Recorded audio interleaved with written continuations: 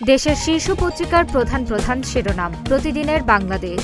নাস্তানাবুদ America, বিস্ময়কর প্রতিরোধ ইরানের, ইসরায়েলের পর মার্কিন দর্প চূর্ণ, দুর্বৃত্তদের দখলে সড়ক মহাসড়কে বেপরোয়া ডাকাতি, আতঙ্কে সাধারণ যাত্রী পরিবহন কর্মীরা, উপকরণের সংকটে হাইওয়ে পুলিশ যার সুযোগ নিচ্ছে অপরাধীরা।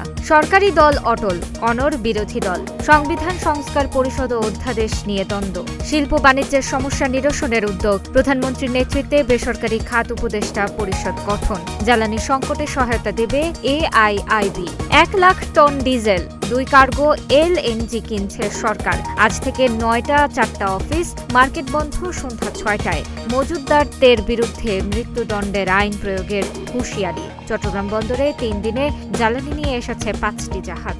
অবহেলার আগুনে অঙ্গার 6 শ্রমিক, প্রধানমন্ত্রীর শোক, তদন্তের নির্দেশ। কেরানীগঞ্জের লাইটার কারখানা, কালের কণ্ঠ, কঠিন সময়ে বড় বাজেট, আয়ের সুযোগ কম, থাকবে ব্যয়ের চাপ। বিনিয়োগ বান্ধব পরিবেশ ও জ্বালানিতে গুরুত্ব, শীর্ষ 9 ব্যবসায়ীর সঙ্গে প্রধানমন্ত্রীর বৈঠক।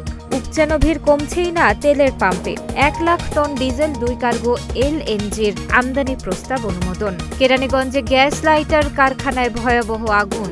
সমকাল, জ্বালানি সংকটে বদলে যাচ্ছে জীবনযাত্রা, পরিশ্রমে অসুস্থ হয়ে পড়ছেন কেউ, চালকদের অনেকের সাপ্তাহিক ছুটি বাতিল, পাম্প পর্যন্ত পৌঁছাতে অত্যন্ত 300 বার স্টার্ট দেওয়া লাগে।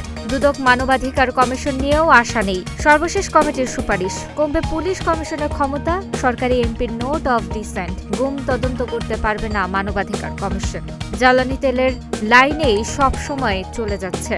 উচ্চ ঝুঁকিপূর্ণ 30 এলাকায় আজ থেকে হামের টিকা, হামের লক্ষণ নিয়ে আরও 6 শিশু মৃত্যু, হাসপাতালে ভর্তি 787। ইত্তেফাক, নিরবচ্ছিন্ন জ্বালানি সরবরাহের নিশ্চয়তা চাইলেন ব্যবসায়ীরা, প্রথম বেসরকারি খাত উপদেষ্টা পরিষদ গঠন করলেন প্রধানমন্ত্রী।